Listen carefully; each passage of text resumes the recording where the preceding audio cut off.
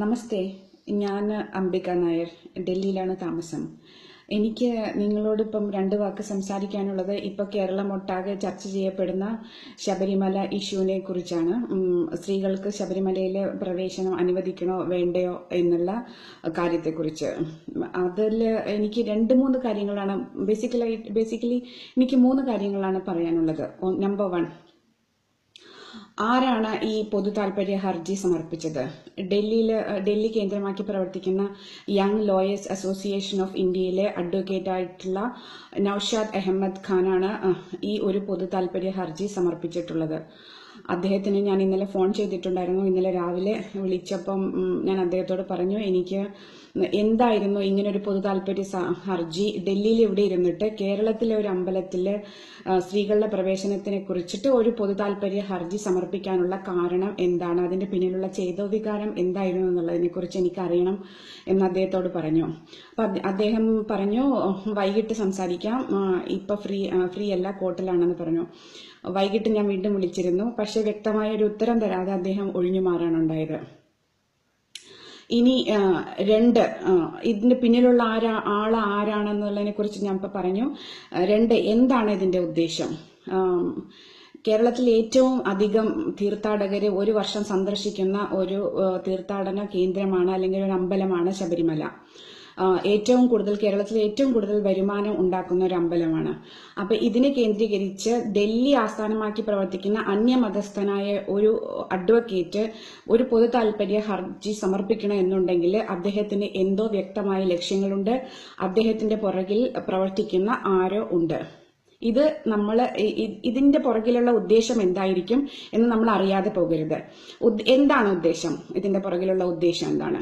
കേരളത്തിലെ ഹിന്ദുമത വിശ്വാസികളായ മൊത്തം ജനങ്ങളെയും 2 ചേരിയിലാക്കി തീർക്കുക. ശബരിമലയിലെ സ്ത്രീകൾക്ക്, എല്ലാ പ്രായത്തിലുമുള്ള സ്ത്രീകൾക്ക് പ്രവേശനം വേണമെന്നും പ്രവേശനം അനുവദിക്കരുത് എന്നും പറയുന്ന 2 വിഭാഗത്തില് ആക്കി തീർക്കുക. ഇന്നലെ ഞാൻ ടിവിയിൽ കണ്ടു, സന്ദീപ് ചൈതന്യ പറയുന്നുണ്ടായിരുന്നു, സതി എന്ന് പറയുന്ന അനാചാരം ഇതുപോലുള്ള ഒരു അനാചാരമായിരുന്നു സതി, അത് നമ്മൾ നിർത്തലാക്കിയെന്ന്. എനിക്ക് മനസ്സിലാകുന്നില്ല, സന്ദീപ് ചൈതന്യ സതിയെയും ശബരിമലയുടെ സ്ത്രീകളുടെ പ്രവേശനത്തെയും ഒരുമിച്ച് വായിക്കാൻ തക്കവണ്ണം ബുദ്ധിശൂന്യനാണോ സന്ദീപ് ചൈതന്യ എന്ന് എനിക്ക് മനസ്സിലാകുന്നില്ല. സതി എന്ന് പറഞ്ഞാൽ അത് ഹ്യൂമൻ റൈറ്റ്സ് വയലേഷൻ ആണ്. ഇന്ത്യൻ പീനൽ കോഡ് പ്രകാരം കുറ്റകരമായിട്ടുള്ള ഒരു പ്രവൃത്തിയായിരുന്നു. പക്ഷെ ശബരിമലയിൽ എന്ത് ഹ്യൂമൻ റൈറ്റ്സ് വയലേഷൻ ആണ് നടക്കുന്നത്? ഇന്ത്യൻ പീനൽ കോഡ് പ്രകാരം കുറ്റകരമായിട്ടുള്ള എന്ത് പ്രവൃത്തിയാണ് അവിടെ നടക്കുന്നത്? ഈ 2, സതിയെയും ശബരിമലയിലെ സ്ത്രീകളുടെ, പ്രത്യേക പ്രായത്തിലുള്ള സ്ത്രീകളുടെ പ്രവേശനം നിഷേധിച്ചതും ഒരുമിച്ച് വായിക്കുന്നത് എങ്ങനെയാണെന്ന് എനിക്കിപ്പോഴും മനസ്സിലായിട്ടില്ല. ഇനി എന്താണ് ശബരിമലയുടെ പ്രത്യേകത? കേരളത്തില് രജസ്വലകളായിട്ടുള്ള സ്ത്രീകൾക്ക് പ്രവേശനം നിഷേധിക്കപ്പെട്ട ഒരേ ഒരു അമ്പലം ശബരിമലയാണ്. ആ അമ്പലത്തിലെ ഓരോ മതത്തിനും, അല്ലെങ്കിൽ ഓരോ മതത്തിനും അതിൻ്റെതായ പ്രത്യേകതകളുണ്ട്. ഓരോ ആരാധനാലയങ്ങൾക്കും അതിൻ്റെതായ പ്രത്യേകതകളുണ്ട്. അതുപോലെ തന്നെ ശബരിമലയില് നൈഷ്ഠിക ബ്രഹ്മചാരിയായിട്ടുള്ള അയ്യപ്പനാണ് പ്രതിഷ്ഠ. ആ പ്രത്യേക അമ്പലത്തിന്റെ വിശ്വാസങ്ങളും ആചാരങ്ങളും അനുസരിച്ച് രജസ്വലകളായിട്ടുള്ള സ്ത്രീകൾ ആ അമ്പലത്തിൽ പ്രവേശനം അനുവദിച്ചുകൂടാ.